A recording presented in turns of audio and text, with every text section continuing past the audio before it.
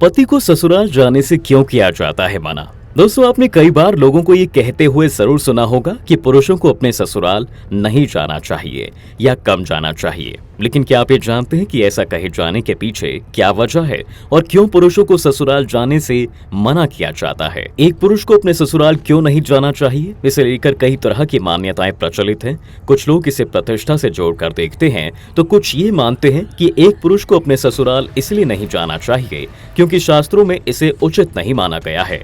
ऐसे में बहुत से लोगों के मन में ये सवाल आता है कि क्या सच में पुरुषों को अपने ससुराल नहीं जाना चाहिए, या ये कि यदि कोई पुरुष अपने ससुराल जाता है तो उसे कितने समय तक अपने ससुराल में रुकना चाहिए। यहाँ आपको बताते चलें कि हिंदू धर्म में किसी भी शास्त्र में इसे लेकर कोई उचित वाक्य नहीं मिलता है, लेकिन इसे लेकर हिंदू धर्म में पुराणों की ही भांति महत्व रखने वाले उपनिषदों में कुछ कहानियां प्रचलित हैं, जिसके अनुसार बहुत समय पहले एक गांव में एक प्रख्यात विद्वान रहा करते थे, जिनका पूरे गांव में बड़ा नाम था और गांव के सभी लोग उनका बहुत मान सम्मान भी किया करते थे। लेकिन उनके पिता उनकी प्रशंसा नहीं करते थे और बस ये कहकर टाल देते थे कि अभी ये तो बच्चा है और कुछ नहीं जानता। अपने पिता की ऐसी बातें सुनकर उस विद्वान को अत्यंत दुख होता और उसे लगता कि संपूर्ण संसार तो मेरा मान सम्मान करता है, लेकिन मेरे पिता ही मुझे सम्मान नहीं देते।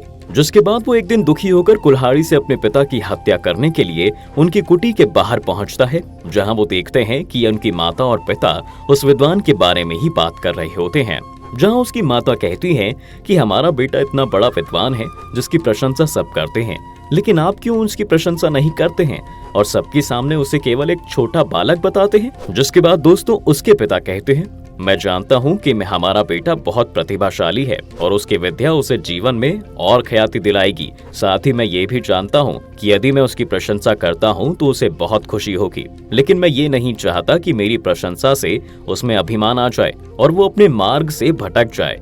बस इसलिए मैं जानबूझकर उसकी प्रशंसा नहीं करता, लेकिन हाँ, उसके पीठ पीछे मैं उसकी बहुत प्रशंसा करता हूँ। ये सारी बातें सुनकर उस विद्वान को बहुत दुख हुआ और वो अपने पिता के चरणों में गिरकर उनसे क्षमा मांगते हुए बोला, पिताजी कृपा करके आप मुझे माफ कर दीजिए।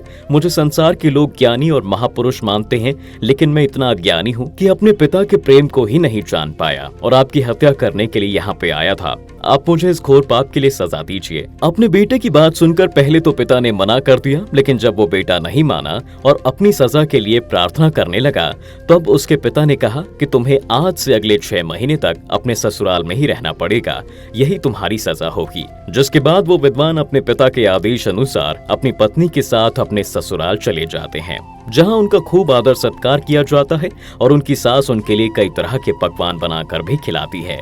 लेकिन अगला दिन होते ही पकवानों की संख्या में कमी आ गई, जिसके बाद धीरे धीरे समय बीतता गया और उन्हें खाने में बासी रोटियां मिलने लगी। साथ ही उनके ससुराल वाले उनसे गाय को चराने और गोबर उठाने जैसा काम भी करवाने लगे।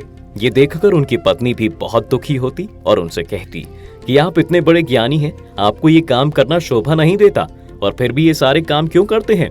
चलिए हम अपने घर वापस चलते हैं। लेकिन उन्होंने पिता को दिए वचन के कारण वापस जाने से इनकार कर दिया। अब दोस्तों एक दिन की बात है, वो विद्वान पुरुष एकांत में बैठकर एक श्लोक लिख रहे थे। तभी उनकी पत्नी वहां पर पहुंची और उन्हें श्लोक लिखता देख दुखी मन से बोली कि आप ये श्लोक लिख रहे हैं, मत लिखिए इन्हें, इनका कोई उपयोग नहीं है, ना ही इन श्लोकों का कोई अर्थ है, इनकी कोई कीमत नहीं है और ये आपको एक वक्त का भोजन भी नहीं प्रदान कर सकते। पत्नी की ये बात सुनकर उन्होंने कहा कि ऐसा नहीं है, मेरे एक एक श्लोक की बहुत कीमत है, चाहे तो इसे आजमा लो। पति की ऐसी बातें सुनकर पत्नी ने उन श्लोकों को आजमाने का सोचा और उन्हें लेकर बाजार में बेचने निकल पड़ी। जहाँ तरह तरह के पकवान, वस्त्र और कीमती चीजें बिक रही थी, सब उसके पास आते और उसकी कीमत पूछते तो वो उन श्लोकों की कीमत 1 लाख स्वर्ण मुद्राएं बताती, जिसे सुनकर लोग उससे दूर हो जाते। शाम होते होते बाजार का सामान बिक गया और वो अकेले ही उस बाजार में उन श्लोकों को बेचने के लिए खड़ी रही।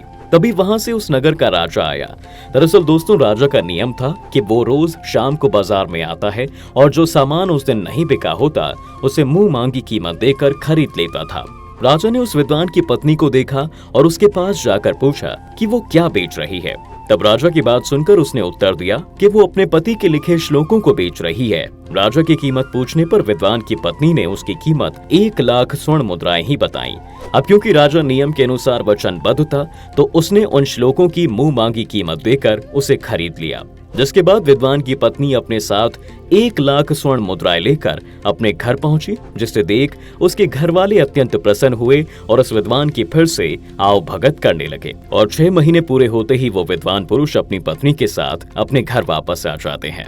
दोस्तों, इससे साफ होता है कि ये दुनिया धन की सखी है और रिश्तों की जगह केवल धन को ही महत्व देती है।